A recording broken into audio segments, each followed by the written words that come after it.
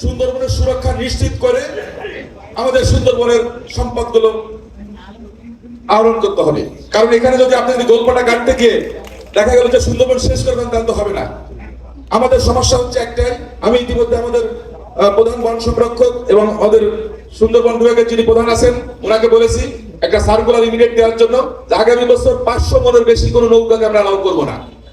এবছর যদি কেউ কোনো অন্যায় করে আগামী বছর সে সুন্দরবনে ঢুকতে পারবে না। তার তালিকা তৈরি করা হবে এবং সুন্দরবনে ঢুকার জন্য আমরা ফিঙ্গারপ্রিন্ট সহ সমস্ত ডাটাবেজ রাখবো। যারা একবার অপরাধ করবে তাদের বিরুদ্ধে শাস্তিমূলক ব্যবস্থা নিতে হবে। পাশাপাশি প্রত্যেকটা অন্যায়ের বিরুদ্ধে আমাদের যেটা চেষ্টা করবো সেটা হচ্ছে একটা অনলাইন ডাটাবেস সংরক্ষণ করার জন্য, যাতে বারবার একটা মানুষ গিয়ে যেন বিভিন্ন পরিচয় যেন সে অন্যায় করতে না পারে। তো সেটার জন্য আমরা মন্ত্রণালয়ের পক্ষ থেকে ইতিমধ্যেই কাজ শুরু করেছি। আপনারা জানেন আমাদের মাননীয় প্রধানমন্ত্রী প্রতিনিয়ত প্রত্যেকটা ব্যাপার উনি মনিটরিং করছেন। আজকে সকালে ওনার অফিস থেকে একটা মেসেজ দিয়েছে এটা আমাকে দেখার জন্য। গত 2 দিন আগে উনি সকাল 10টা আমাকে ফোন করেছেন চকরিয়া সুন্দরবন নিয়ে তথ্য জানার জন্য। তো জিনিসটা হচ্ছে উনি সত্যিকার অর্থে চেষ্টা করছেন যেন আমরা দেশটাকে সুন্দরভাবে পরিচালনা করতে পারি। আপনাদের প্রত্যাশা পূরণের যেন রাজনীতি আমরা করতে পারি।